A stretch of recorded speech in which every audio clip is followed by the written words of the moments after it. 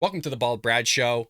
Our lead story of the day is regarding the ESG movement and how the vast majority of voters have never even heard of it. If you're one of those, you're going to want to pay attention because this one affects you, your investments, your retirement, your pocketbook, your liberties, your freedoms.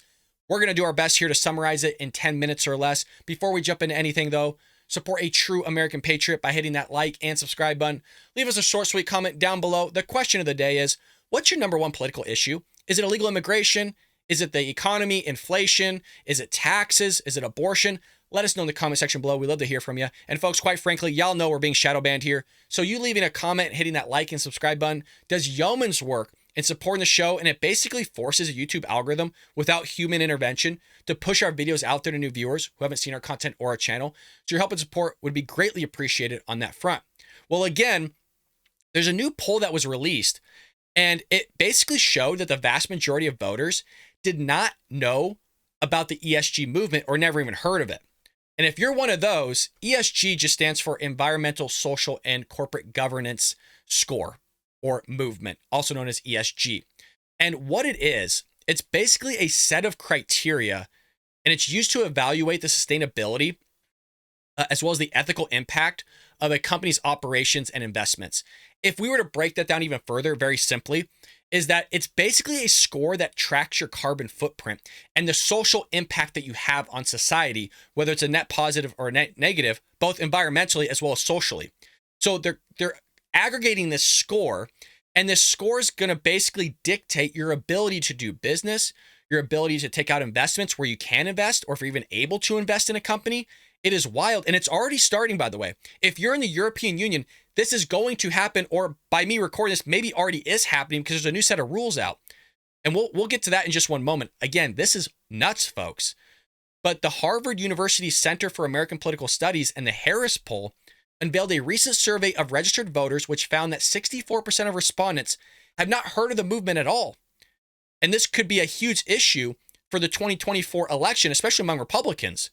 So whether they were asked, quote, investment managers have a duty to prioritize returns above all else, or, listen closely, whether they should be permitted to take climate and ESG into consideration, a 52% majority agreed with the former statement and 48% agreed with the latter. Basically, your ESG score is going to dictate what type of investments you can make, what type of lending practices you can engage in. This is wild. Supporters of the ESG movement assert that corporations must exercise their financial power in support of policies which are considered to have beneficial effects on the environment or society at large. Tracking your carbon footprint. How far did you drive this week? Al? Oh, you didn't. You beat what we were told you to do. That you didn't meet the criteria. You went over the threshold of how far you're allowed to drive. Well, we're gonna have to dock you points, man. I'm sorry. Just doesn't work that way. Things aren't the way they were when you grew up, Al. Okay, we're not in the 70s anymore. This stuff's nuts. Skeptics, on the other hand, contend that the philosophy intermixes political and social causes favored by executives in a manner that distracts companies from profitability. Your ESG, your carbon footprint, should not have anything to do with your investment opportunities, what people are able to do with your money, where they could put that money, who you could do business with. And like I said, if you're part of the European Union, there are major corporations that have their tentacles spread out everywhere now because of these environmental scores, where you can't or possibly won't be able to engage in business with. And what I mean by that is this. Say McDonald's, for example.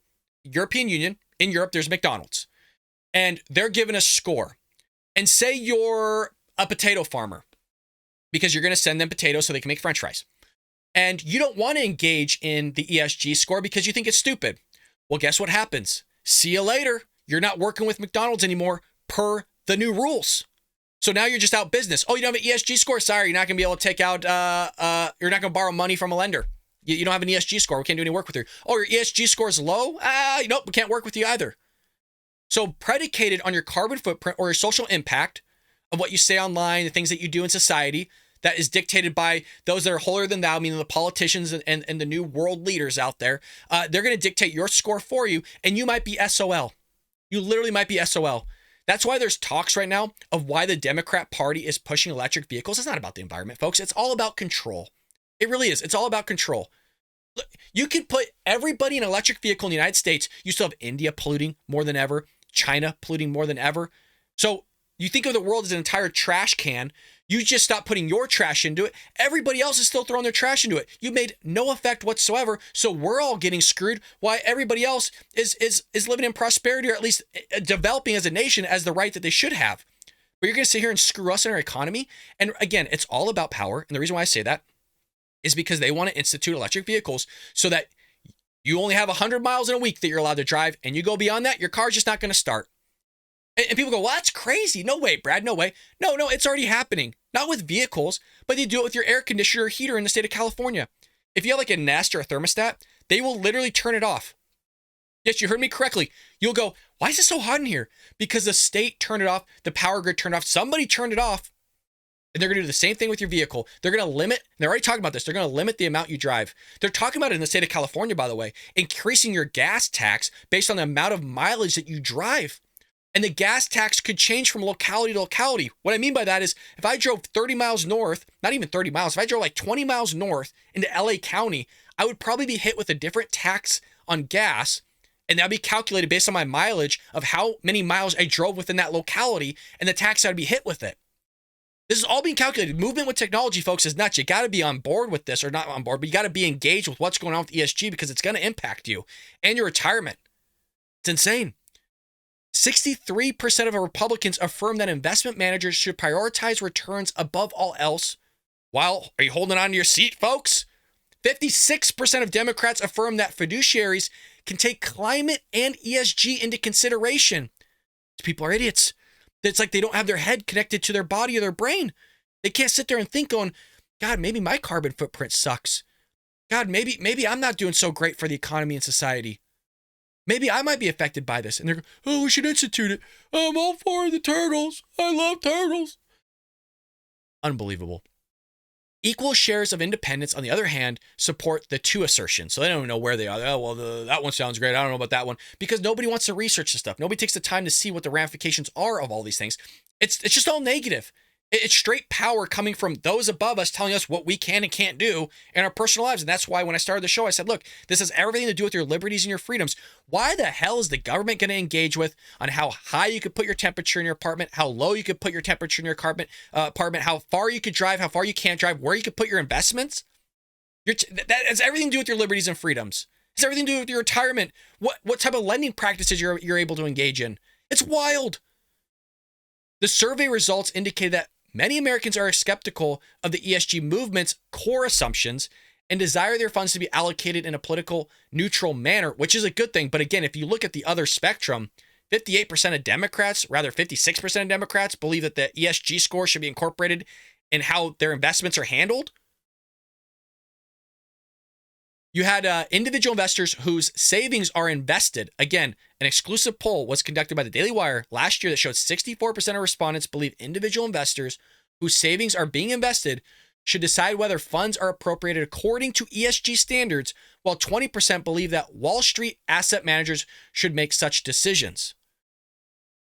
Voters were divided when asked by Harvard and Harris about specific policy proposals related to ESG and forwarded by Democrats and Republicans. Some 53% of respondents supported President Joe Biden's movement to veto a resolution that would have barred retirement fund managers from incorporating climate and ESG considerations in their investment decisions, while 56% of respondents backed a decision from Texas lawmakers to blacklist financial companies for allegedly using ESG considerations to eliminate their investments in fossil fuel industries, a policy which would force state pensions and other public entities to sell their shares. You don't want to do ESG scores? See you later.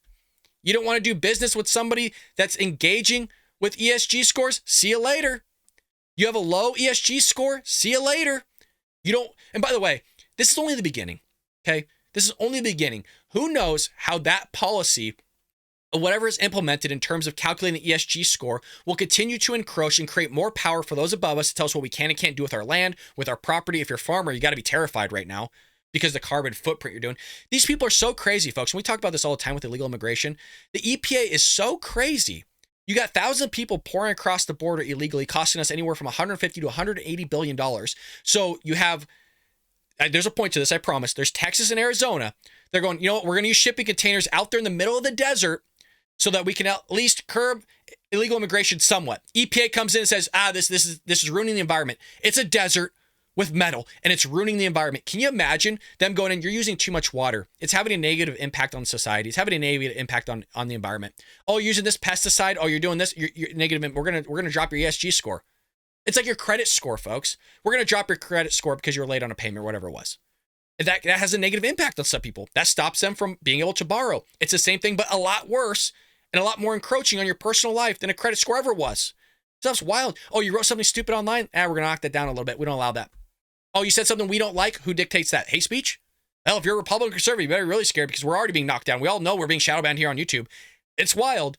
It is wild. But ESG scores has emerged a salient issue in recent years as Republican state treasurers and attorney general divest state pension funds from asset management firms that promote the movement. Candidates for the Republican presidential nomination are expected to voice their criticisms of the philosophy, thank God.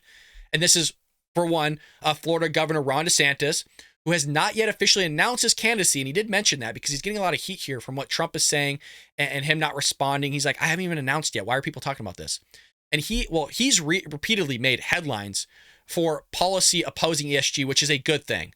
You also have Vivek Ramaswamy, a former biotechnology executive who recently established an asset management firm of his own, entered the race largely as an opponent of corporate wokeness. And there is talks, and I don't know how true this is, so hold it as a grain of salt. I heard rumor that one of the reasons Bud Light had Mulvaney, was it Mulvaney or what's the guy's name? Dylan Mulvaney, I think it was his name, on the Bud Light can, was because they wanted to sit there and improve their ESG score. Because remember, it's not just about carbon footprint in the environment, it's also socially as well. So they're thinking, again, this is all alleged and rumored, I don't have proof of this.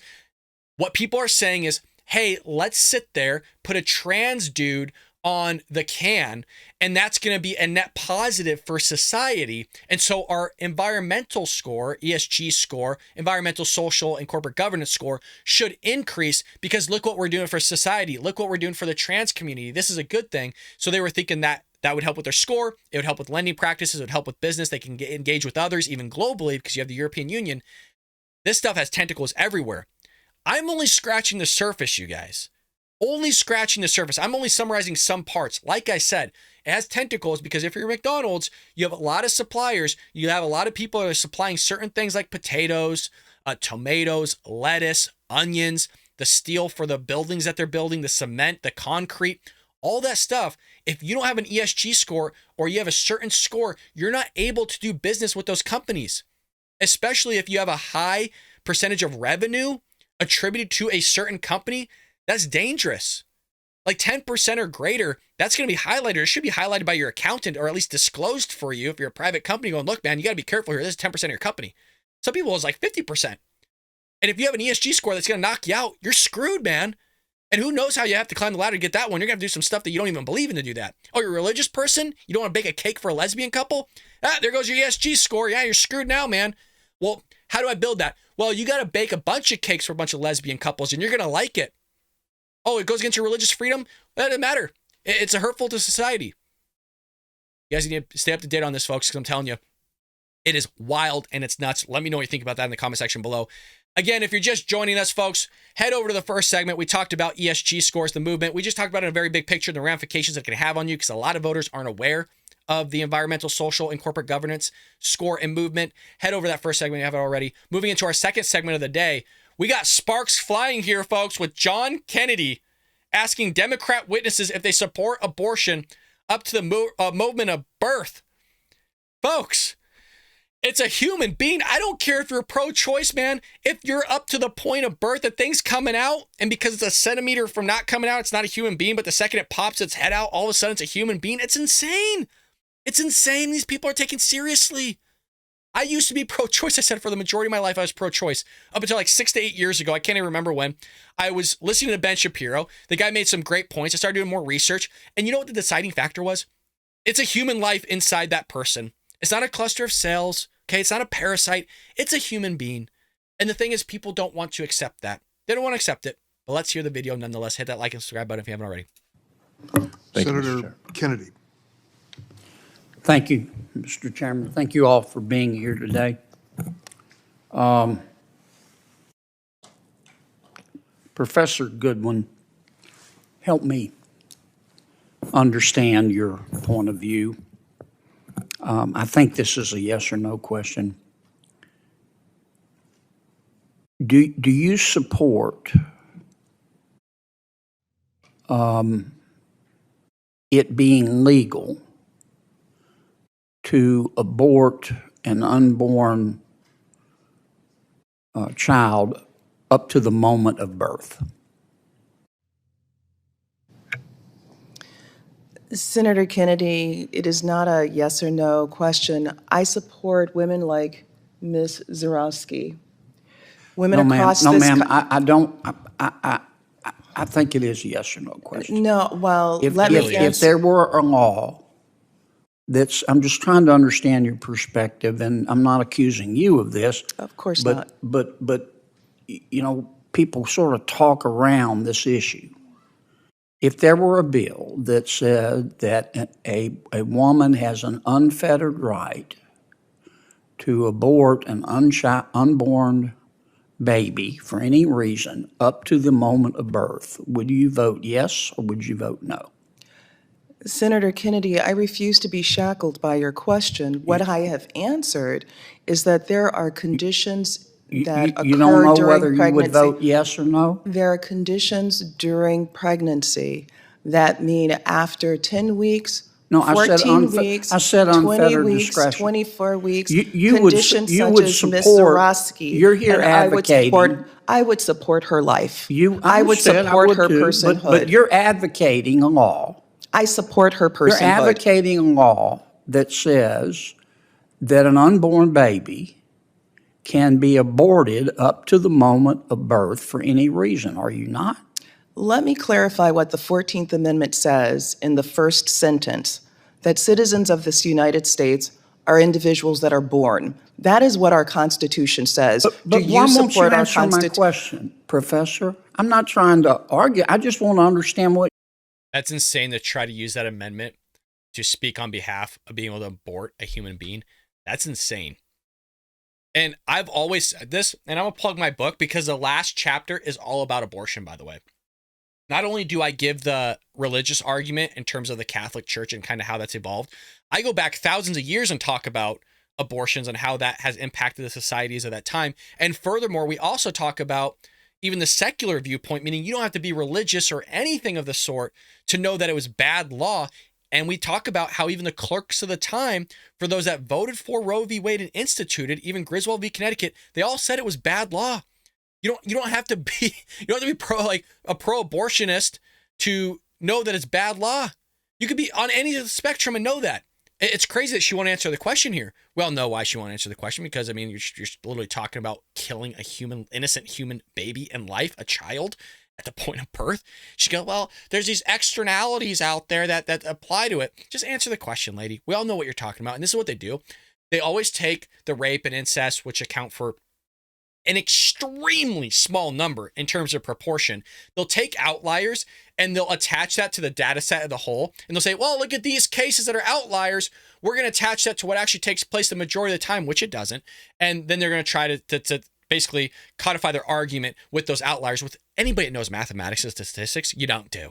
Okay, you don't take outliers and attribute that to the data set of the whole. They're called outliers for a reason, because they're outside of the data set and they're not representative of what actually is taking place in reality. But we all know the Democrats in reality. That goes out the door real quick. Your position is, and I think you're afraid to say that you do support that. Yep. If you do support it, I think you, for the purpose of an intellectual discussion, you ought to just say so. For purposes of an intellectual discussion, I'm happy to have that with you. But Well, that's then, not the tone of... could you answer my question? Do you support, please? I mean, you teach. Okay, I'm sure you've had students ask this question. Do you support making it legal to abort an unborn baby for any reason, up to the moment before birth? Senator, let's have that intellectual discussion that you want. We could start if you'd answer my question. I can't go to my next question until you answer that question. I want you to be able to go to your second good. and your Answer third it for questions. me. I do. But as I have explained, there are many different conditions. No, I said during unfettered a discretion, no conditions. I'm making it easy for you. Well, I've already shared with you, Senator, that I get Dude, she's a teacher, you guys. I'm a teacher. I wouldn't want to learn from her. Can you imagine your son or daughter asking this lady a question? Look at her responses. She's not answering any question. How the hell are you going to learn from somebody when you can't even give them a clear response? This is the left for you. And then you wonder why our education system's a dumpster fire. Because you have people like this that teach. You can't learn a damn thing from. That's why they go home. I'm confused. Yeah, I get it. I really get it because you have them teaching you. it. I don't want to use all my time. You're not going to answer it, and that is your right. But I would respect you more if you just say, "Here's my answer." I'm sorry that you don't respect me very respect much. you, but I said I'd respect you more if you just answer my question. Doctor, tell me how to say your last name. Rubenhorst. Ms. Dr. Rubenhorst, do you support a law that would allow, for any reason, unfettered discretion, the abortion of an unborn child up until the moment of birth? No. You don't. Dr. Verma? Wow. That wasn't hard, was it? Senator Kennedy, so I'm the one doctor in this room that does provide abortion care, and I can tell you that does not reflect the reality of abortion I care. understand. I'm just asking the question. It simply doesn't But do you happen. support it? There are bills before Congress that will allow that to happen.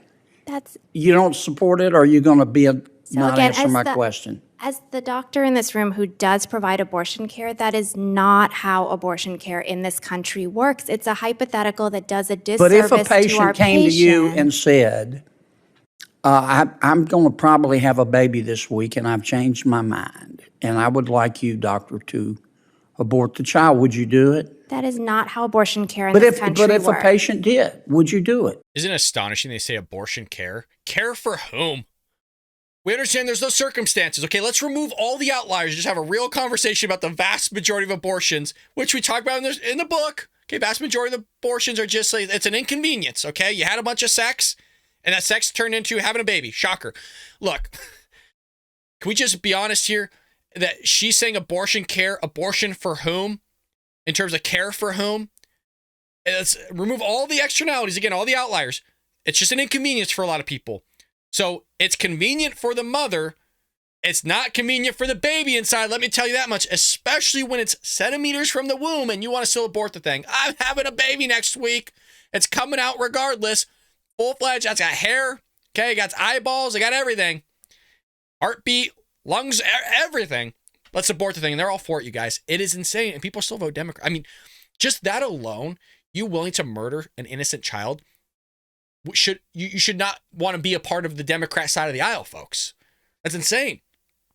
But this is the same group of people, by the way, we're speaking about, the Democrat Party. The reason why I'm lumping them in with the progressive left, because they are getting closer and closer together, where now you got Democrats favoring the same thing as a progressive left. They're practically one party. The really main difference is some Democrats out there still allow you to have freedom of speech and still believe in our Constitution. But mostly what you're seeing here is they want to trans your kids. They want to sit there and indoctrinate them. They want to sit there and mutilate children in the same way they want to give abortions to people so they can sit there and mutilate and cut apart and destroy an innocent human life. My job as a doctor is to look at each individual situation. I mean, but I'm sorry, I don't mean to be rude, but I can tell neither you nor the professor will answer my question. I think you both have an opinion, and I don't understand why you won't share it. We're going to solve this problem. They're disingenuous, man. You're talking to a Democrat. You can tell right there, these are hardcore leftists. Provided care for a few years, and I've never seen that situation. How about you, Doc? Would you? I do not support unfettered abortion, and I would like to point out that if a woman did have a life-threatening condition in pregnancy past approximately 22 weeks, that baby can be delivered alive by induction or C-section, and we can try to save that baby. The intent of abortion is a dead baby, and that is not necessary in that situation. I mean, I want you to all understand where I'm coming clear from. that This is a tough issue. And it's a tough issue because there's some tough questions we've got to answer. And when you won't answer the questions, when you're invited by my Democratic friends, the majority, and you won't answer the most fundamental question, we've got a bill in front of us that will basically say a woman has the unfettered right to abort at any time for any reason up to the moment of birth. And that's a gut check issue. And I would expect you as experts to answer that truthfully, how you do it. Thank you for your indulgence. It's amazing, you guys, that you have doctors and teachers that are going, well, I'm a doctor, I'm a teacher, but they won't answer the questions, but they keep emphasizing that they're doctors and teachers, which nobody really cares about, to be quite honest. You can have a doctor that's a complete knucklehead that somehow made it through schooling. There's a lot of things that go on in schooling that aren't very impressive anymore. But he's saying there's bills out there that want to basically impose this very thing that I'm saying of aborting a child, a baby, a human innocent life up to the point of birth. Are you for it? I'm the doctor here, and I've just never experienced that before. I've never seen it. That's not the question, dum-dum. Okay? Wouldn't want you as a doctor because you'll be sitting there on the freaking table going, am I dying? Well, I'm the doctor. I'm, this or that. Not actually answering the question, would you want to seriously go get whatever medical treatment from that lady or that other lady being your teacher? I don't think so, folks. And you're seeing a bigger issue too in terms of our social fabric is when you can't sit there and engage in actual discussion, basically a good intellectual discussion that's honest, you have a denigration of society and your society starts falling apart, which we're seeing. And who's responsible for that? The Democrats and progressive left. It's not Republicans, you guys. They'll say it's us. We're always willing to engage in conversation. I don't know everything. I call myself an idiot. I do this out of my room, or I should say my closet. I'm there to learn. Just because I call Democrats idiots, some of them are smarter than me. Without a doubt, a lot of them are probably smarter than me. I'm just here as an average American Joe, just doing things that matter to me most. I'm willing to engage in conversation and learn. But when you're not willing to engage in conversation and actually be honest, that's when you implement policies based on terrible responses, terrible information that actually end up hurting people. And in this end, you're actually killing an innocent life, of which both those people, that teacher and doctor, which is amazing you went to med school and actually don't believe that it's an actual human life in the womb that you're about to abort, or in other words, kill an innocent child. But they're all for it, you guys. They are all for it. Insane. Absolutely insane. But I hope you enjoyed today's episode of the Bald Brad Show. Let me know what you think about this in the comment section below. I'm kind of curious on the spectrum of Bald Brad Show viewers, and maybe I'll put a poll up. Let me know in the comment section. Are you pro-life, pro-choice? If somebody is pro-choice, folks, or pro-abortion or whatever, let's not attack one another, right? We can engage in civil discussion. Just because somebody's for some doesn't mean that you can't engage with them. I used to be pro-choice. I probably understand the argument of where you're coming from. And really the deciding factor is that a human life or not a human life? And that's a tough one to digest. Again, some people have conducted and had abortions in their life, and they have to sit there and understand the ramifications of that decision, and they have to accept the decision that they made because you ultimately ended another human life, and they have to live with that for the rest of their life. The nice thing is that there's faith involved in all this. If you're a Christian or Catholic or of another faith, and hopefully you have repentance within your faith, depending on what you believe in, and you got to get down and repent for the action that you did if you do believe it's a human life and you end up having an abortion. And we can all pray for you on that respect or that regard. But again, if somebody is pro-choice in the comment section, let's not attack them. We got to be civil and respectful to other people. Don't be like one of these knuckleheads on here that's a teacher and a doctor and doesn't want to be truthful in terms of their response. You got to respect when somebody does give you an honest answer and an honest take. We may not like it, we may not agree with it, but heck, they're an American nonetheless, and they're an avid subscriber and viewer of the Bald Brad Show. So we love you. If you're a Democrat and you did watch the show, we love you. If you're Republican, conservative, a little bit more if you watch the show. With that being said, hit that like and subscribe button, folks, and I'll see you tomorrow here on the Bald Brad Show.